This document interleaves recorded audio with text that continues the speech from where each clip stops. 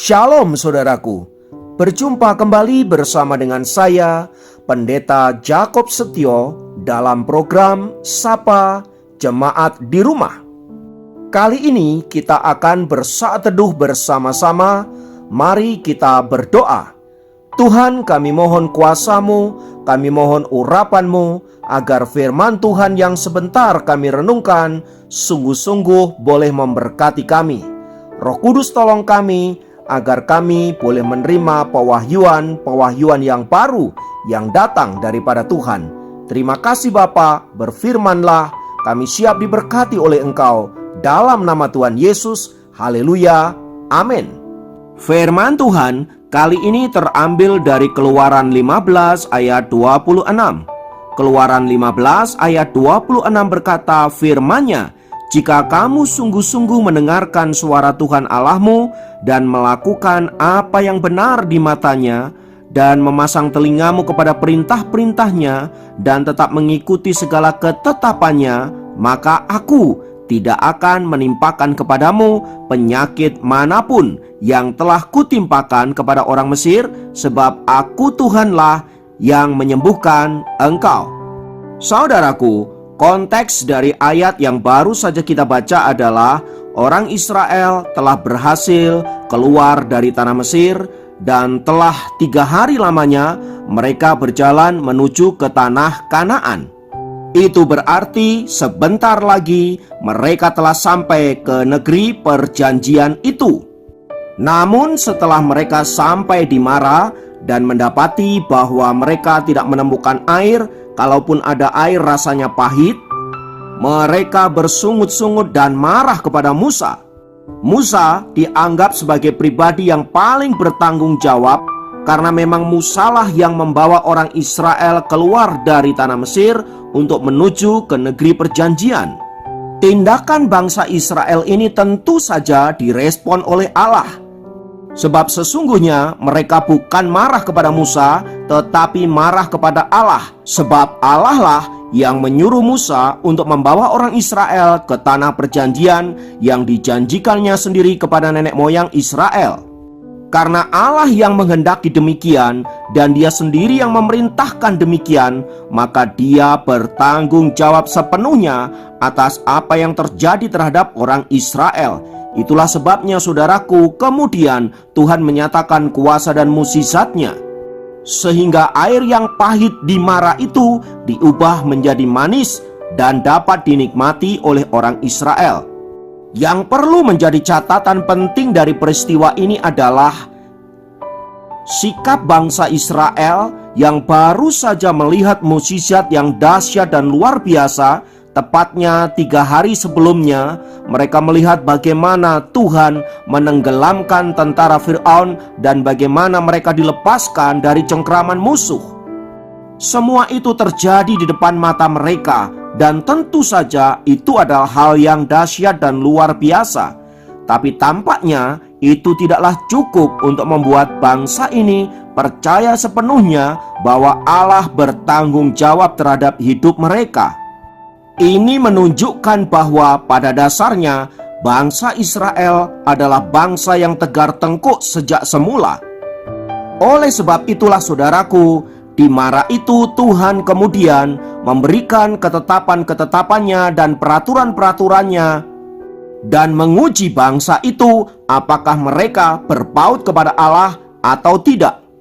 Bahkan di situ Tuhan mengatakan begitu jelas bahwa jika mereka mendengarkan suara Tuhan yang diperintahkannya, lalu kemudian melakukannya dengan benar, maka Tuhan berjanji untuk membebaskan mereka dari sakit penyakit yang ditimpakan Allah kepada orang Mesir. Itu artinya orang Israel tidak akan pernah terserang penyakit apapun yang pernah dialami oleh orang Mesir, karena Tuhan yang akan menjagai mereka. Dan inilah janji Tuhan kepada mereka.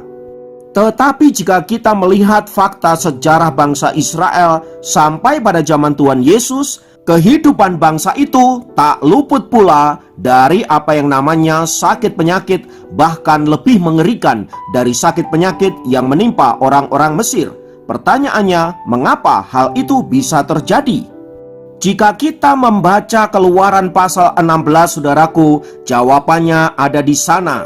Sebab kita melihat bagaimana orang Israel ketika mereka tidak mendapati makanan untuk dimakan, mereka kembali bersungut-sungut kepada Allah. Mereka kembali memberontak kepada Allah. Padahal baru saja kemarin mereka telah menerima lawatan Tuhan yang dahsyat dan luar biasa di Elim, di mana mereka menemukan 12 mata air bagi tiap suku-suku Israel. Tapi sekali lagi tampaknya semua mukjizat, semua karya Tuhan itu dianggap sepi oleh bangsa Israel. Tak heran bila kemudian perjalanan yang seharusnya bisa ditempuh beberapa hari saja diubah oleh Tuhan menjadi 40 tahun lamanya di padang gurun. Dan hampir semua orang yang keluar dari tanah Mesir, yang lahir dan besar di Mesir, mati di sana. Semua ini ingin membuktikan bahwa bangsa itu tidak akan pernah bisa mendengarkan suara Tuhan dengan sungguh-sungguh, apalagi melakukan perintah-perintahnya. Itulah sebabnya mereka tetap menerima sakit penyakit, mereka tetap menerima bencana-bencana yang melanda negeri itu, termasuk bencana kelaparan. Seandainya saja bangsa Israel mau mentaati Allah, mau mendengarkan dengan sungguh apa yang diperintahkan Allah, maka janji bahwa mereka akan mengalami kelepasan dari sakit penyakit itu akan mereka alami. Sebab janji Tuhan itu ya dan amin. Tapi sayangnya ketidaktaatan menghancurkan janji berkat yang telah Tuhan sediakan. Belajar dari firman Tuhan tersebut di atas, saudaraku, sebagai orang-orang percaya yang telah ditebus dengan darah Yesus yang mahal, di mana Allah berjanji akan membawa kita masuk dalam kerajaan surga yang mulia, maka seharusnya kita sebagai orang-orang percaya hidup senantiasa mentaati firman Allah dan dengar-dengaran akan suaranya. Terlebih di suasana pandemi di mana kita mengalami serangan sakit penyakit yang bisa datang dari manapun, kita tidak memiliki perlindungan yang cukup kuat, saudaraku. Tetapi saya percaya bahwa Allah lah yang sanggup melindungi kita dari serangan sakit penyakit yang tidak kelihatan itu. Karena itu mari setiap kita berlindung di bawah kepak sayap Tuhan yang kuat, supaya kita terproteksi dari segala sakit penyakit yang membahayakan bahkan mematikan. Mari lakukan bagian Anda, proteksi dirimu semampumu, sekuatmu, pakai masker, cuci tangan dan lain sebagainya. Itu adalah usaha dan bagian yang harus kita kerjakan. Tetapi perlindungan yang sesungguhnya datang dari perisainya Allah sendiri. Dan ingatlah senantiasa bagian akhir dari firman Tuhan di dalam Keluaran 15 ayat 26 tadi yang berkata, sebab aku Tuhanlah yang menyembuhkan engkau. Itu berarti selain Allah memproteksi kita, kalaupun toh kita kena serangan dari sakit penyakit yang ada, Tuhanlah yang akan menyembuhkan kita dengan kuasanya. Oleh sebab itu, saudaraku, kalau hari-hari ini engkau makin melekat kepada Tuhan, engkau makin dengar-dengaran suara Tuhan, itu adalah hal yang tepat yang sudah engkau lakukan. Selebihnya biarlah karya Tuhan berkarya dalam kehidupan kita. Tuhan kiranya memberkati kita semua, memberikan perlindungan dan menolong kita dalam setiap pergumulan, terlebih dalam menghadapi pandemi yang sekarang sedang terjadi. Mari kita berdoa di dalam nama Tuhan Yesus, Allah sumber segala sesuatu yang sanggup memproteksi hidup kami, bahkan memberikan kesembuhan. Kami memohon belas kasihan-Mu, lawat kami dengan kuasa-Mu, lawat bangsa kami, lawat rumah tangga kami, gereja kami, dan seluruh dunia. Biarlah mengalami kuasa Tuhan dan melihat mukjizat Tuhan, serta percaya akan kasih Allah yang dahsyat di dalam Kristus Yesus. Terima kasih Bapa, kami menyerahkan hidup kami sepenuhnya ke dalam tangan kasih-Mu. Dalam nama Yesus kami berdoa, haleluya, amin. Demikian program Sapa Jemaat kali ini. Sampai jumpa dalam program Sapa Jemaat yang lain. Tuhan Yesus memberkati.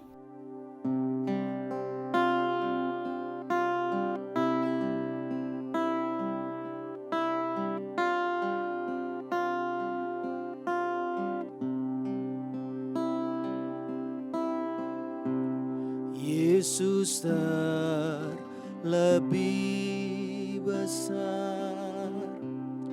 Yesus terlebih besar di dalamku, di dalamku.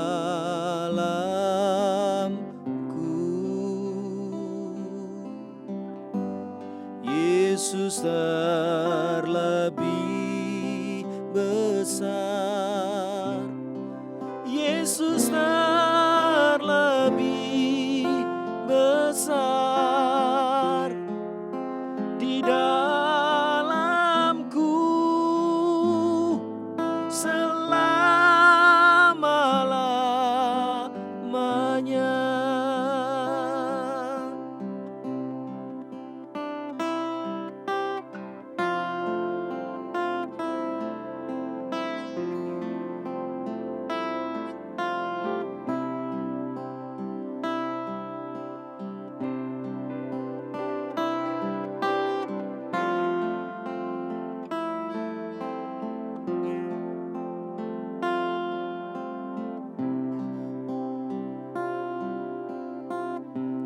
Yesus terlebih besar. Yesus terlebih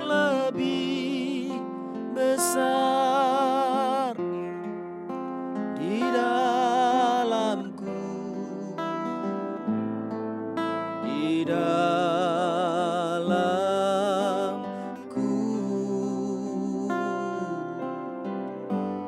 Yesus terlebih